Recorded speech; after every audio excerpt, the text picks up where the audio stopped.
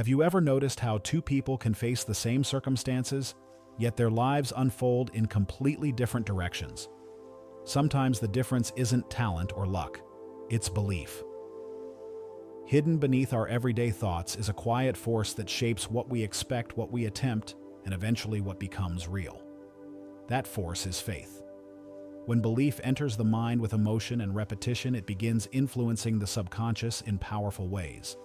And once that process begins, thought itself can start moving toward reality. Faith has often been spoken about as if it were something mystical, something distant reserved for temples, prayers, or moments of desperation. But when you look closely at how belief actually works inside the human mind, it begins to look less like a mystery and more like a force, a living energy that changes the very nature of thought. Think of the mind for a moment as a kind of laboratory. Thoughts enter it constantly. Ideas appear, disappear, repeat themselves, fade away. Most of them pass through quietly and leave no lasting trace. But occasionally something different happens. A thought becomes charged with feeling. It is no longer a passing idea, it becomes alive. That is where faith enters the picture.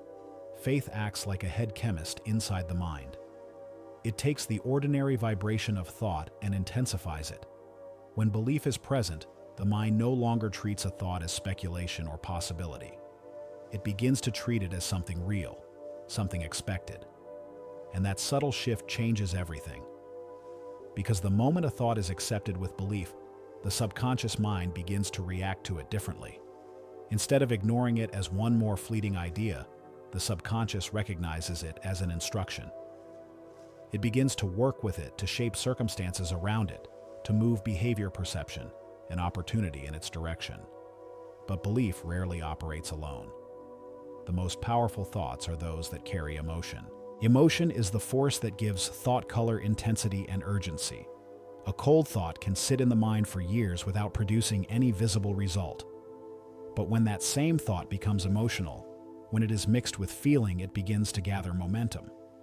Among all the emotions that move through human experience, three stand out as especially powerful in shaping the influence of thought, faith, love, and desire rooted in the biological drive of life itself. When these emotions combine, they transform thought in a remarkable way. Imagine a simple idea floating through the mind. On its own, it is little more than a mental outline.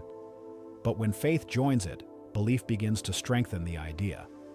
When love enters the mind, becomes deeply invested in it. And when the powerful instinctual forces of human desire align with it, the idea becomes charged with extraordinary energy. At that point, the thought is no longer weak or uncertain. It carries a vibration strong enough to penetrate the deeper layers of the mind, and the subconscious mind responds. The subconscious does not analyze ideas in the careful way the conscious mind does. It does not argue with them. It does not debate them. Instead, it reacts to the emotional intensity behind them. If a thought is repeated often enough and is accompanied by strong emotion, the subconscious gradually accepts it as truth. And once it accepts something as truth, it begins translating that belief into behavior, perception, and action. That process is subtle, almost invisible while it is happening, but its results eventually become visible in the outer world. A person who believes deeply that success is possible begins to act differently. Their decisions change. Their persistence strengthens. Their attention shifts toward opportunity rather than defeat. They remain engaged with their goal long enough for plans to develop and circumstances to shift. To an outside observer, the results may look like luck, but the real cause often began quietly, with belief. In the same way, a person who carries constant doubt or fear begins shaping life in another direction. Thoughts of failure, disappointment, and limitation are also emotionalized. They also sink into the subconscious mind, and the subconscious reacts to them just as faithfully. The mind does not distinguish between constructive and destructive instructions when they are delivered with conviction. It simply acts on what it receives. That is why faith has been described as the force that gives life and action to thought. Without belief, most thoughts remain inactive. They float through the mind, but they never develop the energy needed to influence behavior or attract opportunity. But when belief enters the picture, the story changes. Faith transforms a simple idea into an expectation. Expectation changes the way a person sees the world. And the way a person sees the world begins to shape the world they experience. History is full of examples where individuals carried a belief so powerful that it seemed to bend circumstances around it. At first glance, these moments appear miraculous. They seem to defy logic or explanation. But beneath them lies the same principle. An idea accepted with deep belief gains strength within the mind. The subconscious begins to organize behavior around it. Actions become aligned with it. Decisions reinforce it. Opportunities that match it become more visible. Gradually, the idea moves from imagination into physical reality. In this sense, faith becomes the starting point of achievement. Not because belief magically creates results on its own, but because belief transforms the internal environment of the mind. It shapes persistence. It strengthens focus. It fuels determination. And those qualities make action far more powerful. Faith is often described as an elixir of the mind for this reason. It energizes thought and keeps it alive long enough for it to grow. Without faith, even brilliant ideas fade away. With faith, even a simple idea can begin to expand. Consider what happens when someone truly believes they will achieve something. Their language changes, their posture changes, their decisions become more deliberate. They persist longer in the face of difficulty. Failures are interpreted as temporary rather than final. The subconscious mind absorbs this pattern of belief and begins feeding back inspiration, motivation, and creative insight. Plans begin to appear, new possibilities enter awareness, and slowly the once abstract desire begins moving toward form. The reverse process can be equally powerful. If someone repeatedly believes that failure is inevitable, if they expect disappointment, if fear dominates their emotional landscape, those thoughts also gain power. The subconscious mind accepts them and begins shaping behavior accordingly. Confidence fades, persistence weakens, opportunities are overlooked or abandoned too quickly, and the results appear to confirm the original belief. From the outside, it may look like fate, but often it began with thought. This is why the emotional component of thought is so important. Emotion gives thought vitality. It turns an abstract concept into a living force inside the mind. And among all emotional states, faith has a uniquely constructive influence. It aligns thought with expectation rather than fear. It energizes desire rather than suppressing it. Faith tells the mind that something is possible even when circumstances have not yet proven it.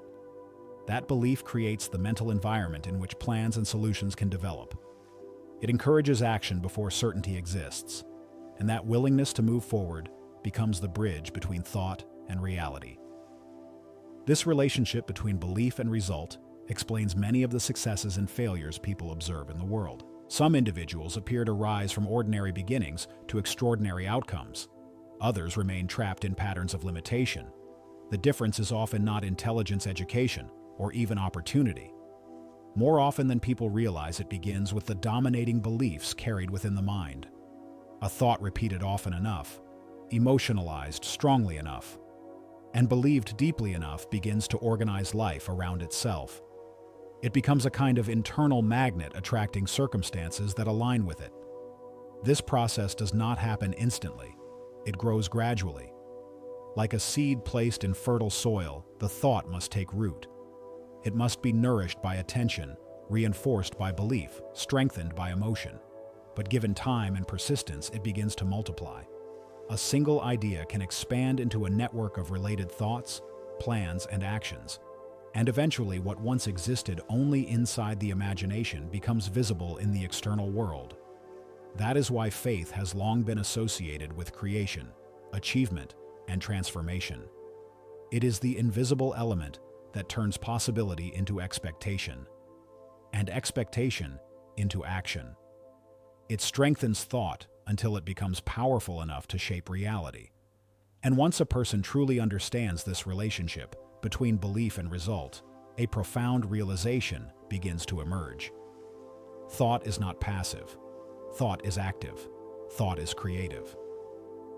When mixed with emotion and belief, it becomes one of the most powerful forces available to human beings. And everything that follows, the plans we form, the opportunities we notice, the persistence we maintain, begins with that invisible spark, a belief accepted in the quiet depths of the mind and carried forward with faith. If faith is the force that gives power to thought, the natural question becomes almost unavoidable. Where does faith actually come from? Is it something a person is simply born with, a trait reserved for a fortunate few? Or is it something that can be developed deliberately, the same way a skill or habit is developed over time? The answer, surprisingly, is far more practical than most people expect. Faith is not something fixed or mysterious. It is a state of mind. And like most states of mind, it grows out of repetition. This may sound simple at first, but the idea carries enormous consequences once you begin to see how it works in everyday life. Everyday thoughts pass through the mind by the thousands. Some are casual and fleeting. Others return again and again. And over time, those repeated thoughts begin to shape the deeper layers of belief. At first, a new idea might feel uncertain. You may hear it, consider it briefly, and then dismiss it. But something interesting happens when the same idea appears repeatedly. The mind begins to grow familiar with it. What once felt strange starts to feel normal. What once felt doubtful begins to feel possible. Eventually, if the repetition continues long enough, the mind stops questioning the idea altogether. It simply accepts it. That quiet moment when a repeated thought passes from speculation into acceptance is the moment belief begins to form. To understand this more clearly, consider how people become influenced by the environments around them. When someone first encounters a behavior or idea that conflicts with their beliefs, they often react with resistance. It feels uncomfortable. They reject it instinctively. But if they remain exposed to that influence long enough, something changes. The resistance softens. What once seemed unacceptable begins to feel less shocking. Gradually, familiarity replaces discomfort.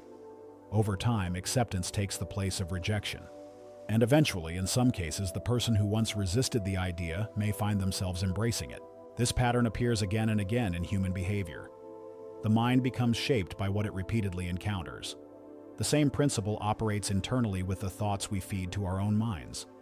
When a thought is repeated often enough, the subconscious mind eventually begins to treat it as fact. And once that happens, the subconscious begins acting upon it. This is where the development of faith begins. Faith is not created in a single dramatic moment. It does not usually arrive like lightning striking the mind. More often, it grows quietly through repeated suggestion. A thought enters the mind. It is repeated again and again. Gradually, it sinks beneath the surface of conscious attention and reaches the deeper levels of the mind where habits, beliefs, and instincts operate. The subconscious accepts what is repeated most often. It does not argue. It does not analyze. It simply absorbs. And once absorbed, it begins to influence behavior, perception, and expectation. That is why the thoughts a person repeats to themselves, whether deliberately or unconsciously, carry such enormous power. Because the subconscious mind acts upon dominant thoughts regardless of whether those thoughts are positive or negative. This is one of the most important truths about the human mind. The subconscious does not discriminate between constructive and destructive instructions. It responds to emotionalized thoughts in exactly the same way, no matter their nature. If a person repeatedly tells themselves they are destined to fail, if they continually imagine disappointment, if fear and doubt are allowed to dominate their thinking, those thoughts gradually become accepted by the subconscious mind. And once accepted, they begin shaping reality. Confidence weakens. Persistence fades. The individual hesitates where they might otherwise act. Opportunities are overlooked or abandoned too soon. Eventually, the results appear to confirm the original belief, and the person may conclude that some external force is responsible for their misfortune. But often, the process began quietly within the mind itself. A repeated thought became a belief. The belief influenced behavior, and behavior shaped results. The opposite process works just as powerfully. When a person deliberately repeats thoughts of confidence, possibility, and purpose, when they dwell on those ideas long enough and strongly enough, the subconscious begins to absorb them. Those thoughts gradually become dominant, and once they do, the mind begins working in their favor. The person begins to expect progress instead of defeat. Expectations change behavior. Behavior influences results. And results strengthen belief even further. This cycle, thought becoming belief, belief shaping action, action. Producing results forms the foundation of how faith develops within the mind. But there is another ingredient that determines whether repeated thoughts truly take root. Emotion. Emotion is what gives thought vitality. A thought without feeling is weak. It drifts through the mind without leaving much of a trace. But when a thought carries emotion, it becomes vivid. It attracts attention. It sinks deeper into memory. Emotion acts like a kind of amplifier. It intensifies the signal of a thought so that the subconscious mind notices it. That is why thoughts mixed with feeling become so powerful. They do not merely pass through the mind, they penetrate it. When belief, desire, hope, or determination is attached to a thought, the subconscious mind responds more strongly. The thought becomes alive with meaning. Over time, that emotionally charged thought grows stronger each time it is repeated. Eventually, it becomes dominant. And once a thought becomes dominant within the subconscious mind, it begins organizing the individual's behavior around it. This process explains why some people appear to move steadily toward their goals even when facing difficulty. Their minds have accepted success as a possibility worth pursuing. Their thoughts are aligned with belief. It also explains why others remain trapped in cycles of hesitation or defeat. Their subconscious minds have accepted a different set of expectations. The difference between the two often begins with something as simple as repeated thoughts. That realization carries both a warning and a promise. The warning is that careless thinking can gradually shape beliefs that limit a person's potential. But the promise is even more powerful. Because if repeated thoughts can produce limiting beliefs, they can also produce empowering ones. Faith can be developed intentionally. By deliberately choosing the thoughts that dominate the mind, a person begins shaping the beliefs that guide their life. This does not happen overnight. The mind changes gradually. Just as a field of soil does not transform instantly when new seeds are planted, the subconscious mind requires time and repetition before new beliefs fully take root. But once the seeds are planted and nurtured consistently, the results begin to appear. The mind becomes conditioned to expect success rather than failure. Confidence replaces hesitation. Possibility replaces doubt. And the individual begins acting in ways that align with those expectations. This is how faith grows. Not as an accident, not as a gift reserved for a few, but as a natural consequence of repeated thoughts accepted by the subconscious mind. Over time, those repeated thoughts become convictions. Those convictions shape behavior, and behavior shapes destiny. When you begin to understand this process, it becomes clear why controlling one's dominant thoughts is so important. The mind gradually takes on the nature of whatever influences dominate it. If fear dominates, fear grows stronger. If belief dominates, belief expands. The subconscious faithfully reflects the emotional patterns it receives most often, and that is why encouraging positive emotions while discouraging destructive ones becomes essential. A mind dominated by confidence, hope, determination, and belief becomes fertile ground for the development of faith. Such a mind is ready to accept instructions aligned with success. And once those instructions are accepted, the subconscious begins working to translate them into action. Plans appear. Motivation strengthens. Persistence becomes natural. The individual begins moving toward their desired outcomes almost instinctively.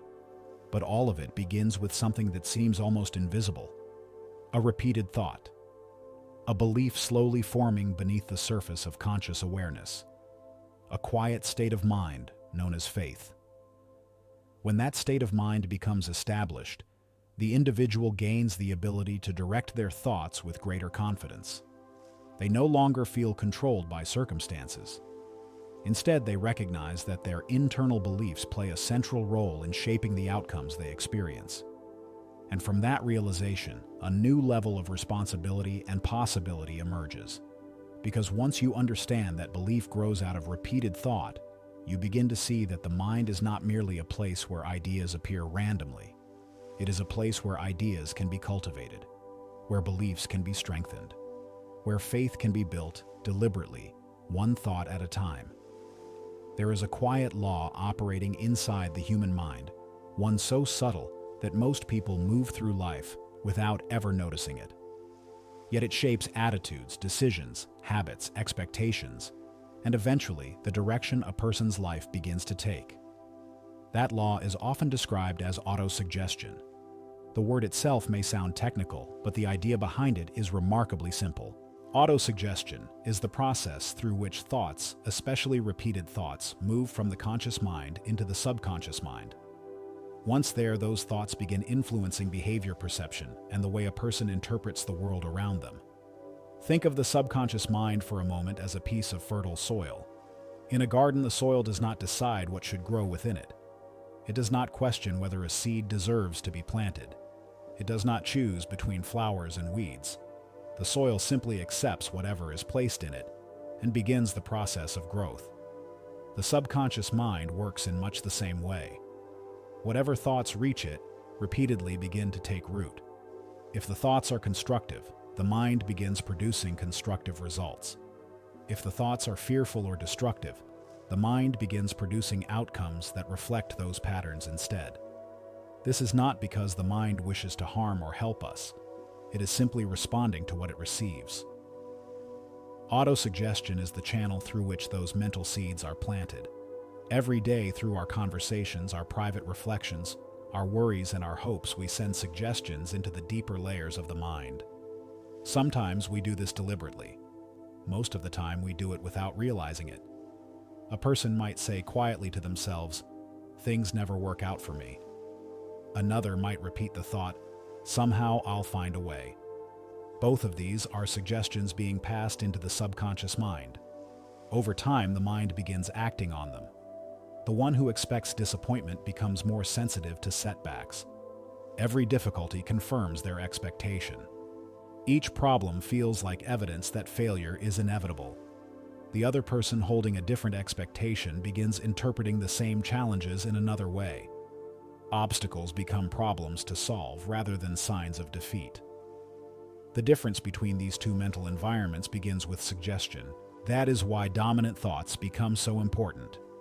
The subconscious mind eventually accepts the thoughts that occupy the conscious mind most frequently. Once accepted, those thoughts begin guiding the way a person perceives opportunities, interprets experiences, and chooses actions. And because those actions shape results, the original thoughts begin turning into reality. The process unfolds gradually. At first, a thought might seem harmless. A moment of doubt here, a quiet worry there. But when similar thoughts repeat themselves day after day, they begin forming patterns within the mind. Those patterns become beliefs, and beliefs quietly guide behavior. Autosuggestion explains why people sometimes find themselves living inside realities that mirror the expectations they carry in their minds. It also explains why emotional thoughts carry so much influence.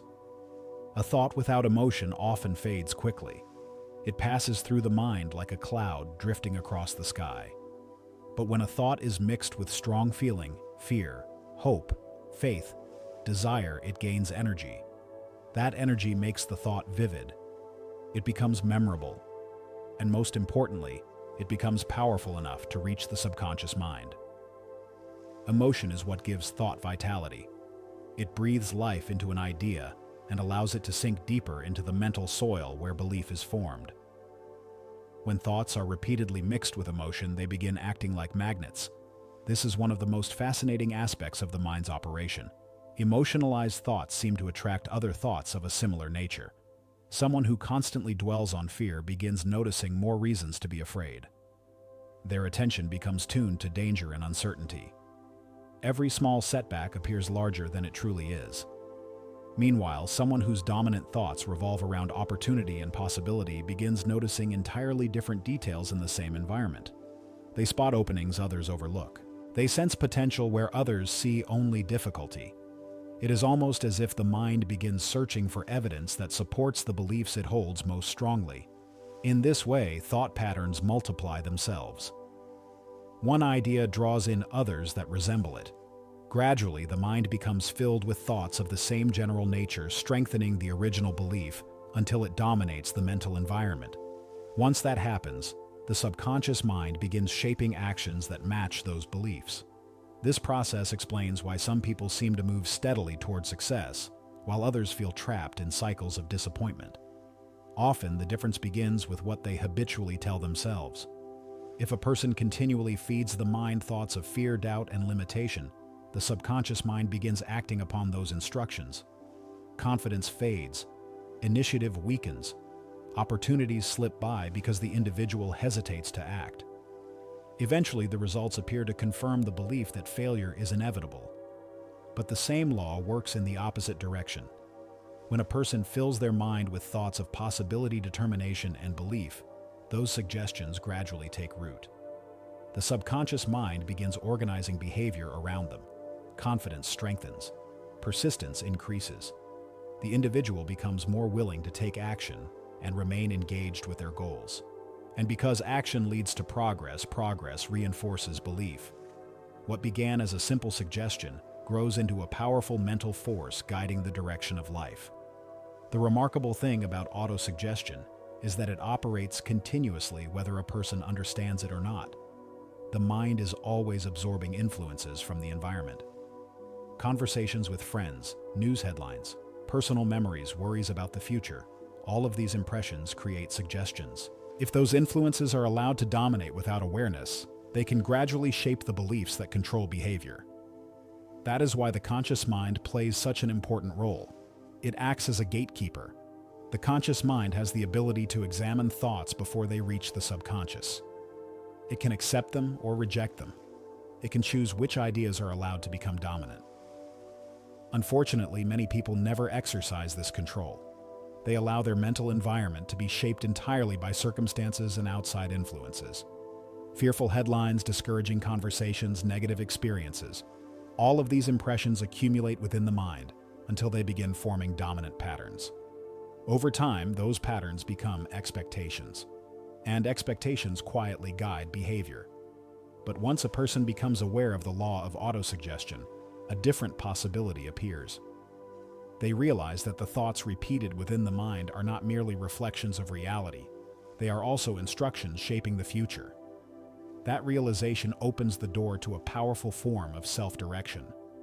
Instead of allowing random influences to dominate the mind, a person can begin choosing the ideas they wish to cultivate. They can decide what beliefs will take root. This does not mean ignoring difficulties or pretending obstacles do not exist. Rather, it means refusing to allow fear and limitation to become the dominant emotional climate of the mind. Because once those emotions dominate, the subconscious begins working in harmony with them. The mind becomes like a garden overrun with weeds. Weeds grow quickly when the soil is left unattended. They spread easily and can choke out more desirable plants. But when the garden is tended carefully, when seeds are planted intentionally, and unwanted growth is removed, the soil begins producing something entirely different. The same principle applies to thought. Constructive thoughts must be planted deliberately if they are to flourish. Otherwise, negative influences may grow by default. The law itself remains neutral. Autosuggestion does not favor success or failure. It simply carries suggestions into the subconscious mind and allows them to grow according to the emotional energy behind them. That is why the combination of belief and emotion plays such a critical role. When belief strengthens a thought and emotion energizes it, the suggestion becomes powerful enough to influence the subconscious deeply. From that point forward, the mind begins working to translate the suggestion into experience. This translation does not always happen instantly.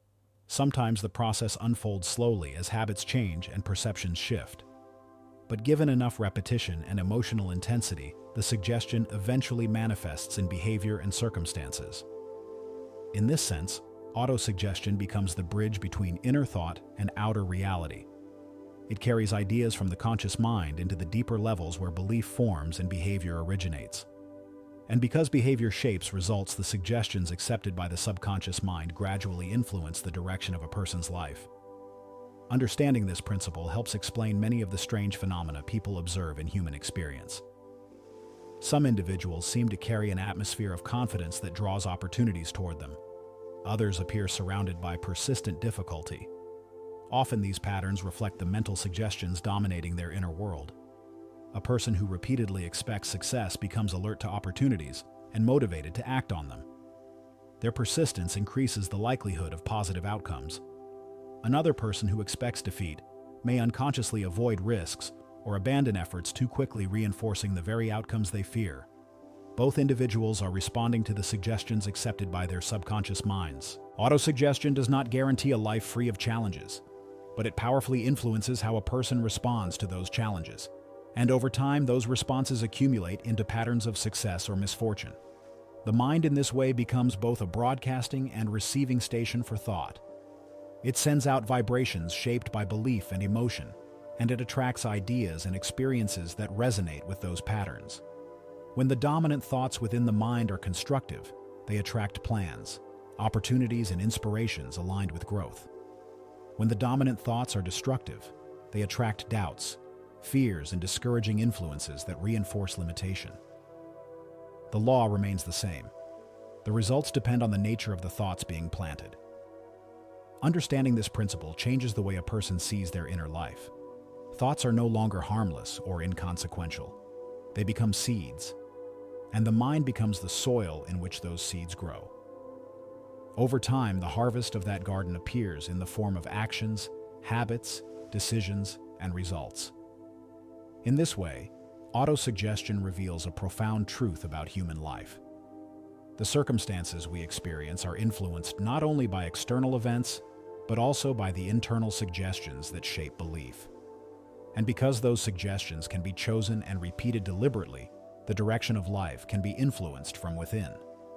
The mind begins to understand that every repeated thought is quietly shaping the landscape of the future. Every belief strengthened by emotion becomes a guiding force. Every dominant idea begins attracting others like it until it becomes the central theme around which experience unfolds. This is the silent power of autosuggestion. It operates in the background of the mind, translating thought into belief and belief into action.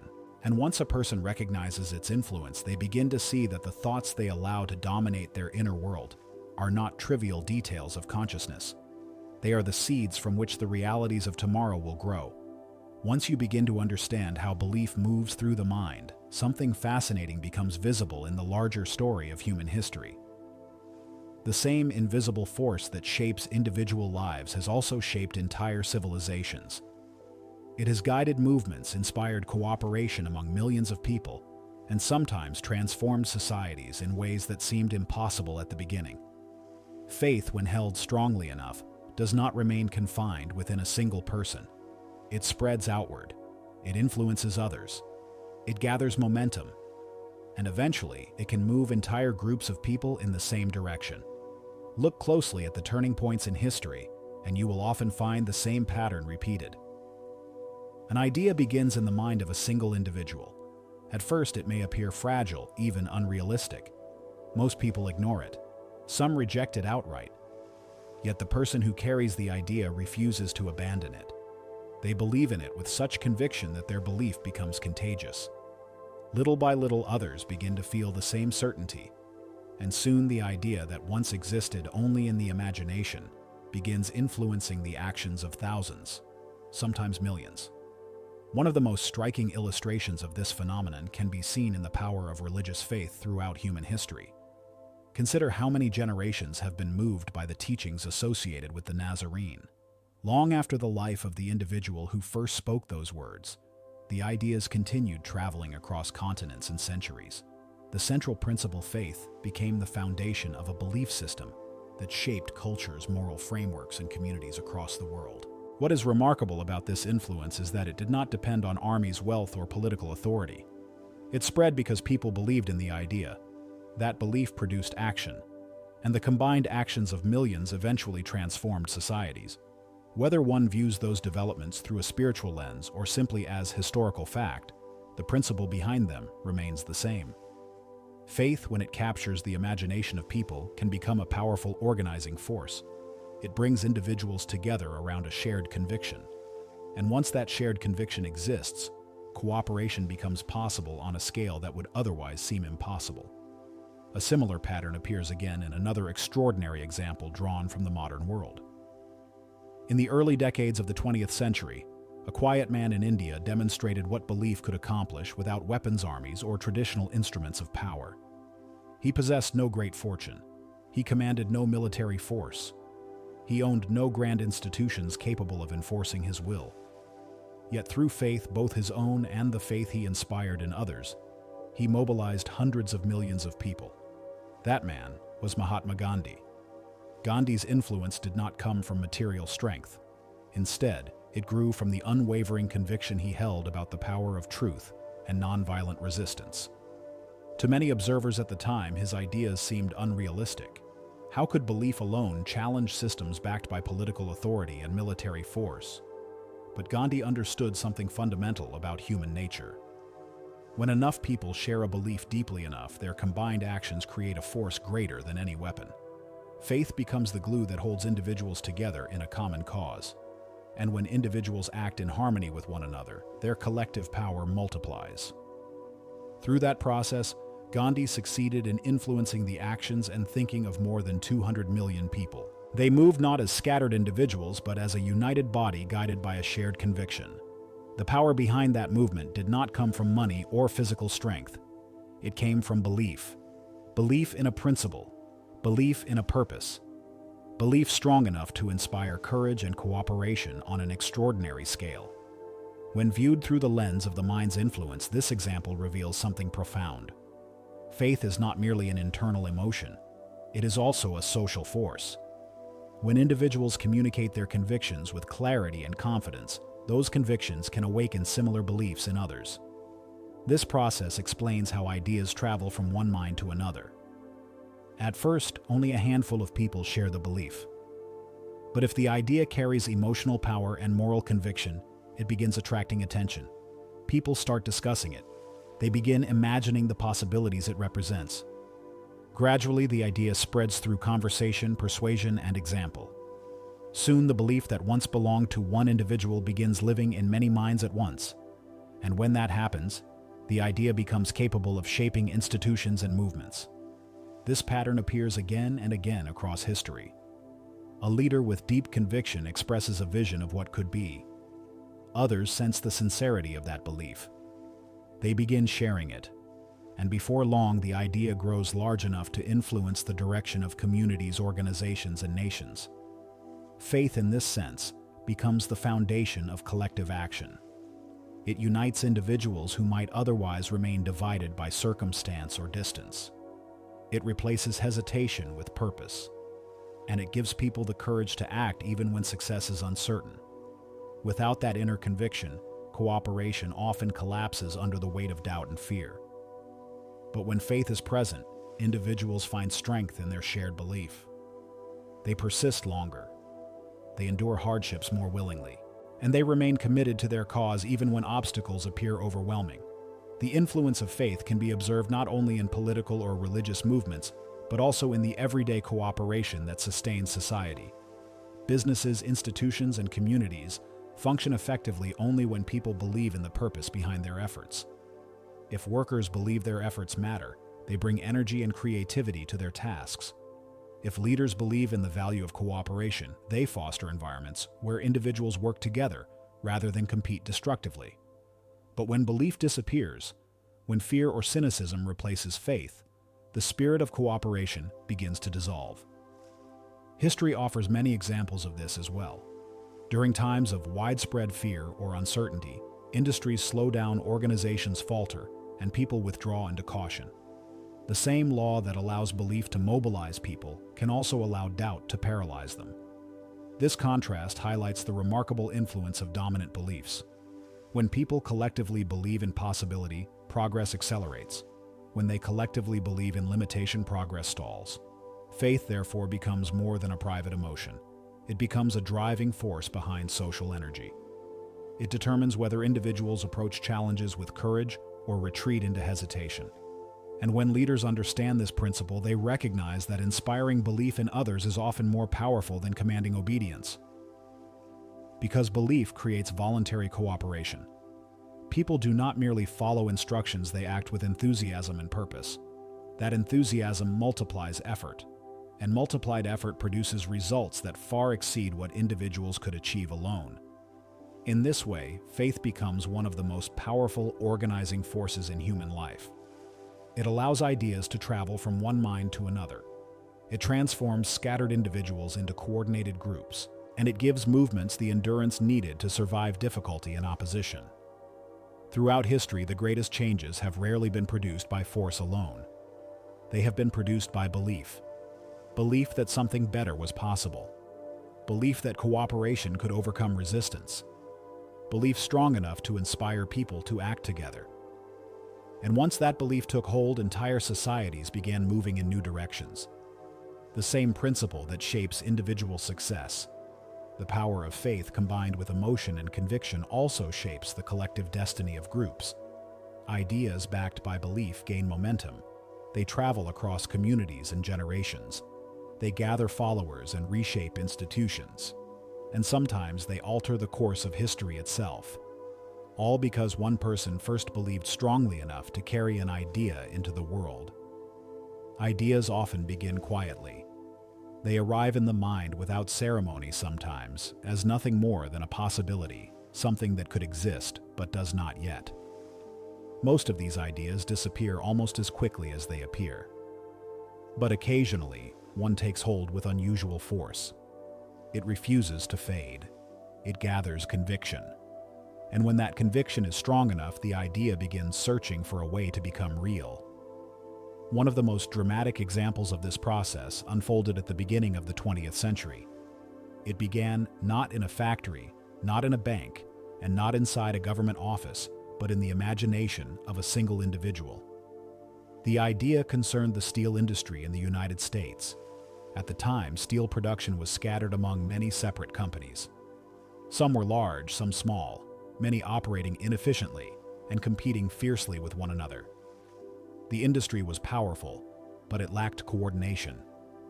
Then, one man began to imagine something different. His name was Charles M. Schwab. Schwab saw a possibility that others had not yet fully recognized. Instead of dozens of competing companies struggling independently, he imagined a vast organization that would bring many of them together under one structure. By coordinating production, eliminating wasteful duplication, and organizing the industry more efficiently, this unified enterprise could dominate the steel market and expand its influence across the world. At first, this was only an idea, but Schwab believed in it. And belief is what gives an idea its first real power. An idea without belief remains fragile. It exists only in theory. But when belief enters the picture, the idea begins to gather strength. The person who carries it speaks with conviction. They begin shaping plans around it. They search for opportunities to present it to others. That is exactly what happened next. One evening in December of 1900, a group of some of the most influential financial figures in America gathered for dinner at the University Club in New York City.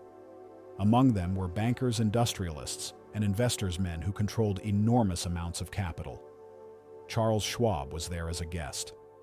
At the time, he was relatively young compared with the financial giants seated around the table. Many of the guests knew little about him. Few expected the evening to be anything more than a routine social gathering among powerful men. But something unusual happened when Schwab began to speak. Instead of offering polite conversation or cautious remarks, he began describing a bold vision for the future of the steel industry. He spoke about efficiency, about reorganizing the scattered steel companies into a coordinated structure capable of producing more steel at lower cost. He spoke about eliminating unnecessary competition between companies that could be stronger together than apart. He described how consolidation could create a new industrial giant capable of supplying steel to a rapidly expanding world. Those listening at the table began to sense the scale of what he was proposing. This was not a small adjustment to existing business practices.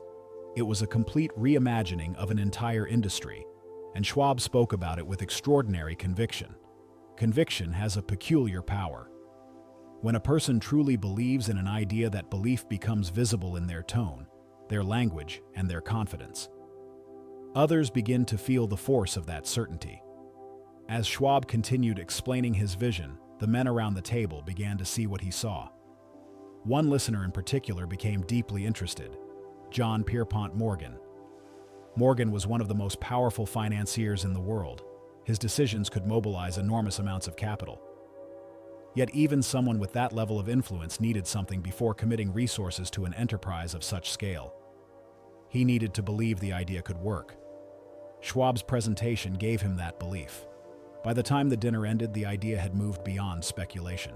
It had begun transforming into a plan. Morgan invited Schwab to continue discussing the concept in greater detail. They talked about the possibilities the companies involved and the steps required to bring the vision into reality. Gradually, the outline of a new industrial organization began to take shape. But there was still a major obstacle.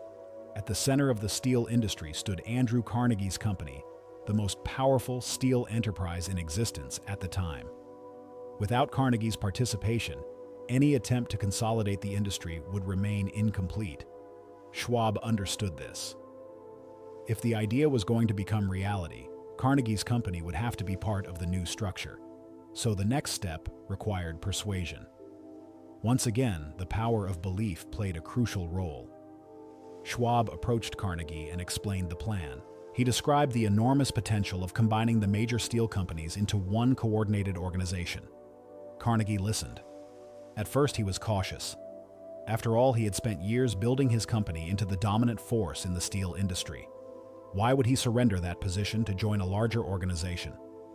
But Schwab's conviction was persuasive. He explained how the consolidation would create efficiencies that individual companies could not achieve alone. He described how the new enterprise could dominate global steel production and expand markets around the world.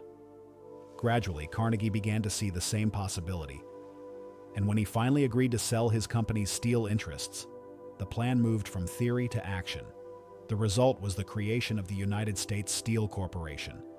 When the new corporation was formed, it instantly became the largest business enterprise in the world.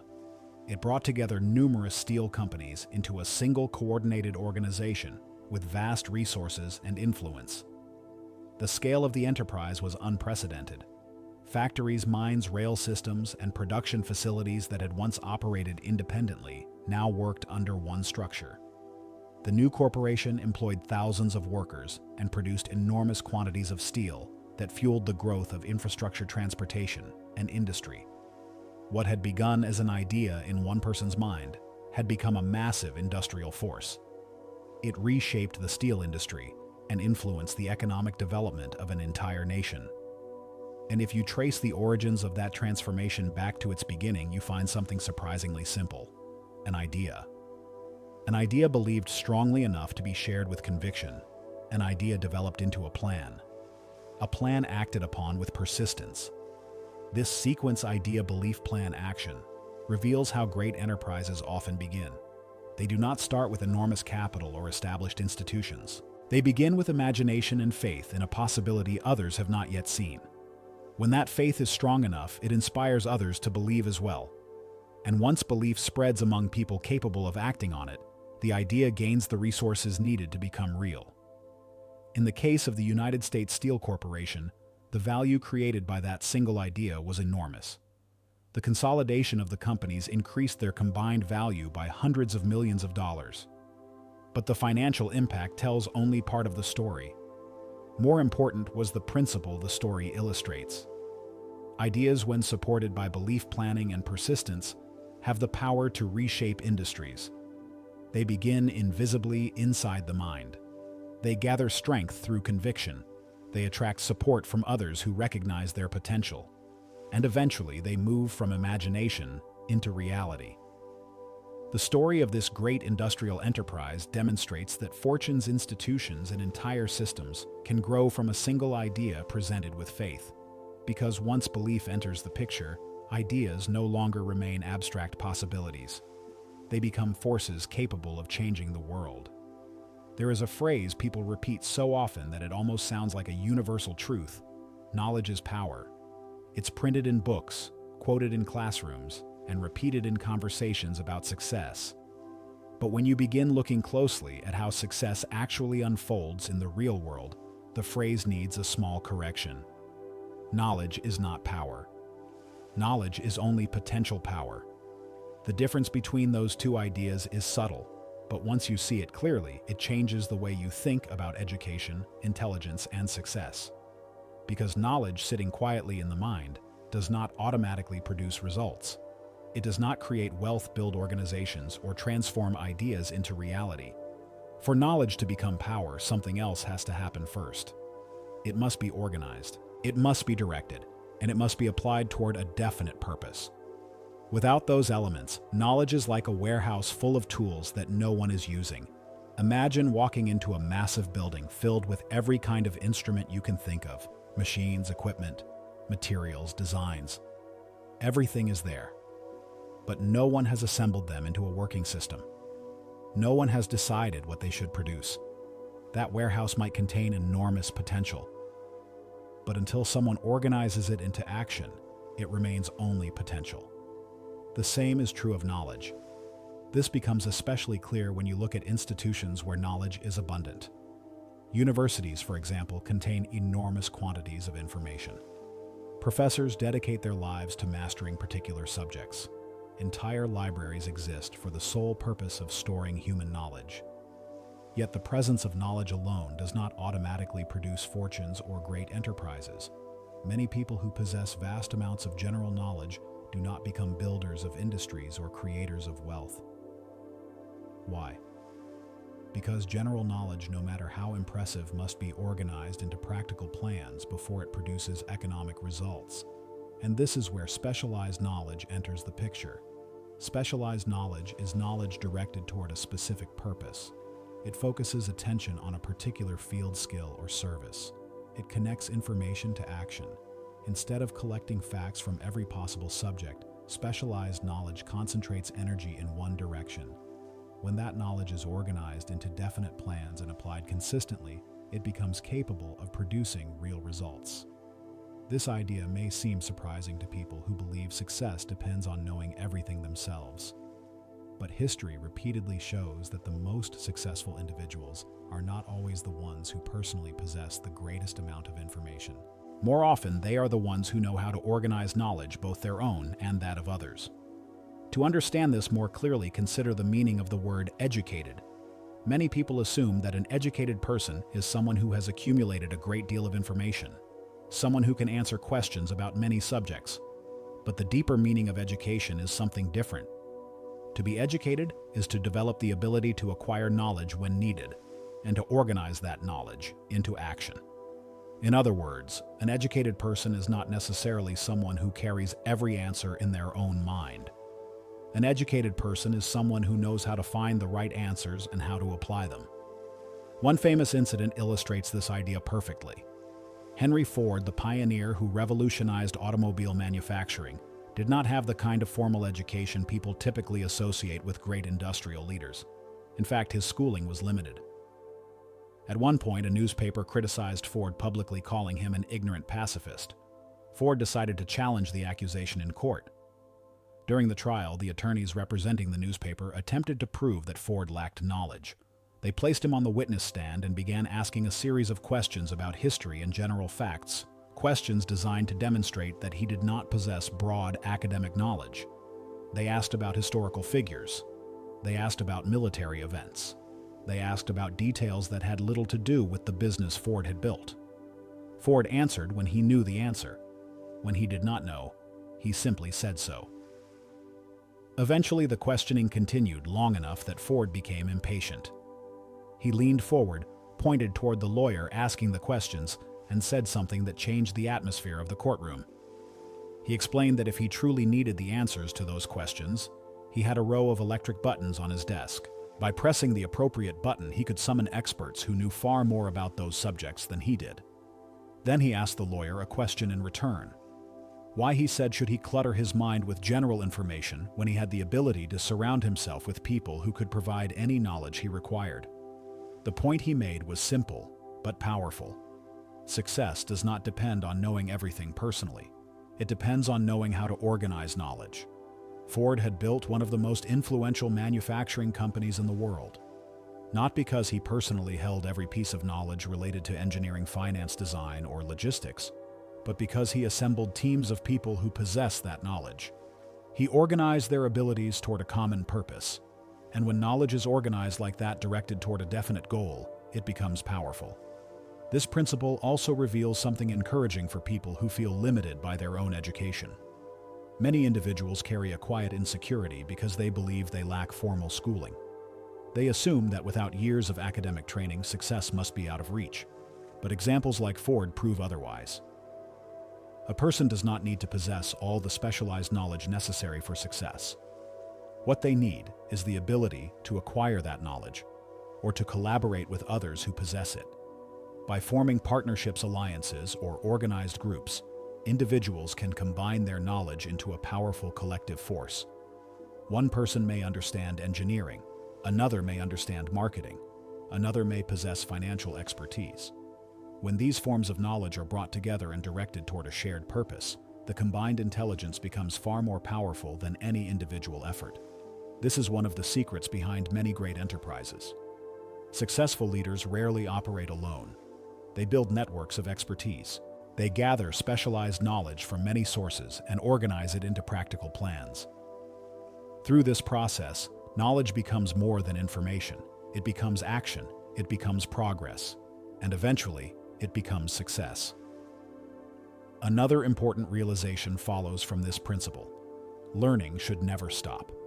Many people think of education as something that happens during youth, something completed once school ends. But in reality, schooling often only introduces the process of learning. The world changes constantly. Industries evolve. New technologies appear. Opportunities shift. Those who continue acquiring specialized knowledge related to their goals remain adaptable. They stay connected to the changing demands of their field. Meanwhile, those who stop learning often find themselves falling behind as circumstances evolve. This is why successful individuals often continue studying long after formal schooling ends. They attend courses, they read books, they seek mentors and collaborate with experts. Not because they want to accumulate information for its own sake, but because they understand that knowledge organized toward a purpose becomes a powerful tool. And the more effectively that knowledge is organized, the greater the results it can produce.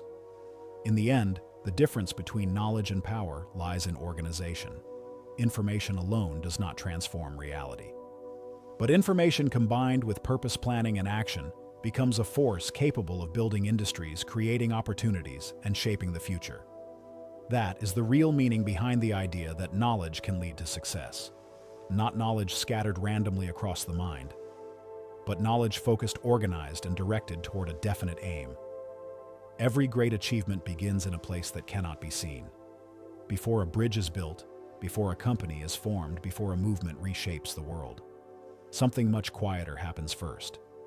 A thought appears in someone's mind. At the beginning, it is only an idea, fragile, invisible, uncertain. Yet that small thought carries the potential to become something far larger than the person who first imagined it. The place where this transformation begins is the imagination.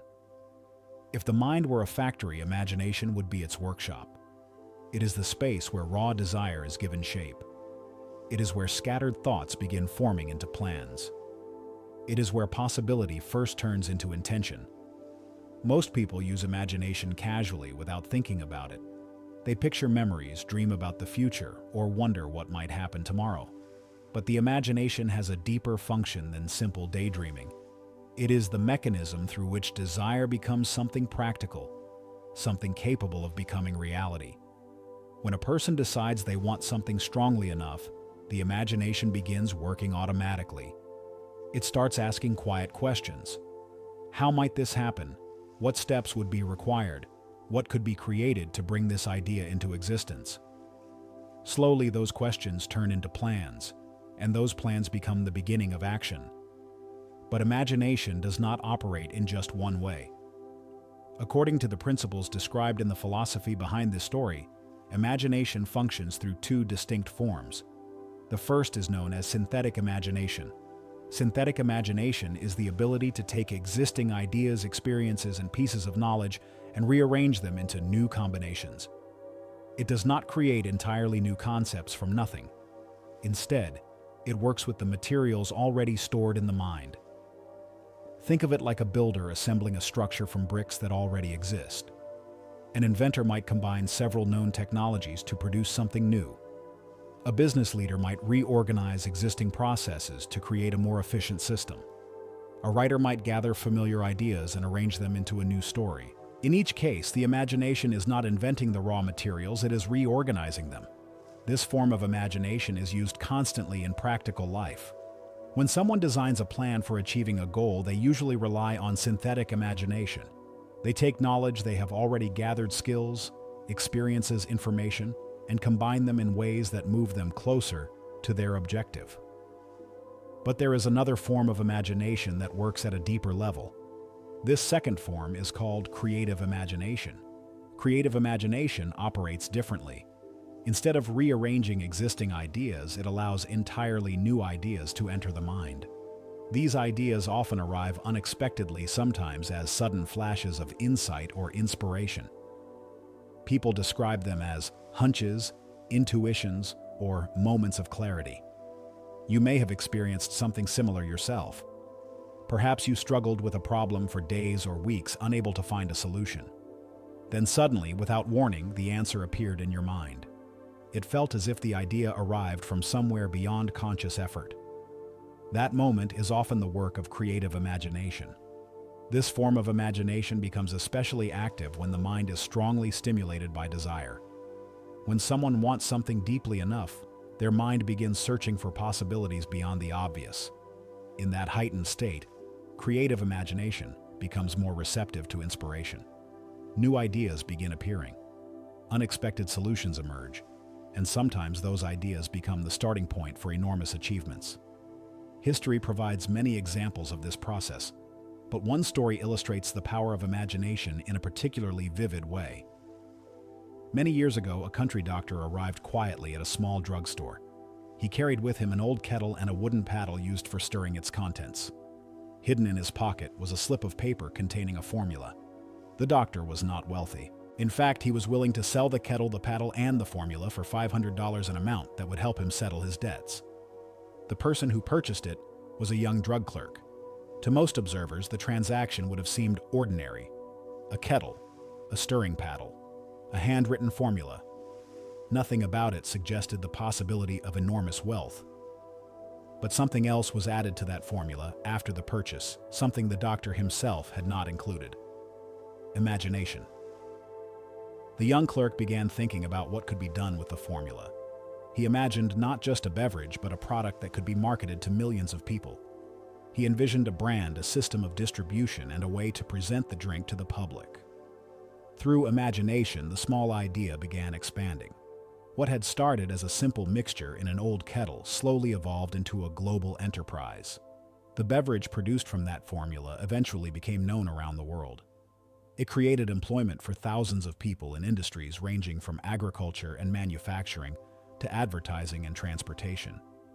It transformed a small southern city into a center of business activity.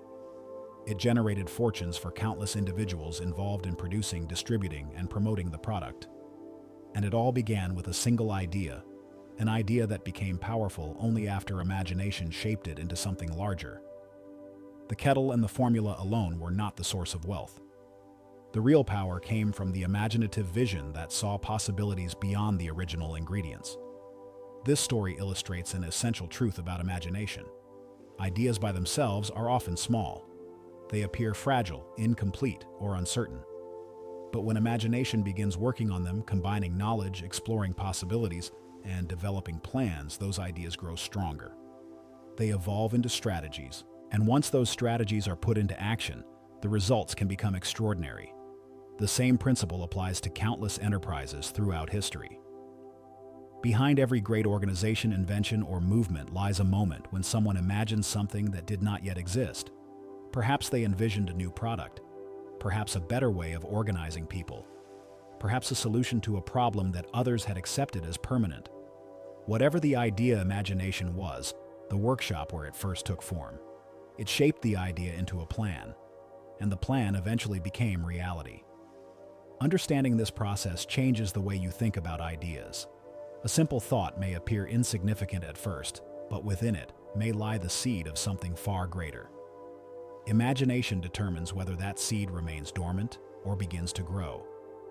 When someone uses imagination, deliberately examining possibilities, organizing knowledge, and visualizing outcomes, the mind becomes capable of transforming desire into action.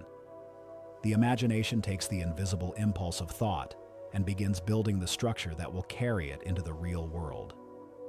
It is here in this quiet mental workshop that fortunes are first designed, not in banks, not in factories, but in the imagination of someone who dares to picture what could be and then begins shaping that picture into a plan. Every fortune, every movement, every great enterprise begins the same quiet way, as a thought. When belief strengthens that thought, when persistence protects it, and imagination shapes it into a plan, something remarkable can happen. The invisible begins to take form in the real world. Perhaps the most powerful question now is simple: what ideas are growing in your own mind? If this reflection sparked something for you, consider staying connected for more explorations like this.